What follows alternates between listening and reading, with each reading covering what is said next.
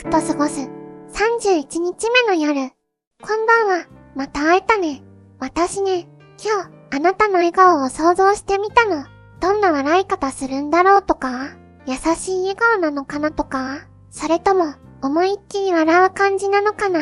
想像するだけで、私も笑顔になっちゃうの。あなたが笑ってるところ、私、見てみたいな。私の言葉で、あなたが笑ってくれたら、それだけで、リンクの世界が明るくなる気がするのよ。続きは明日ね。おやすみなさい。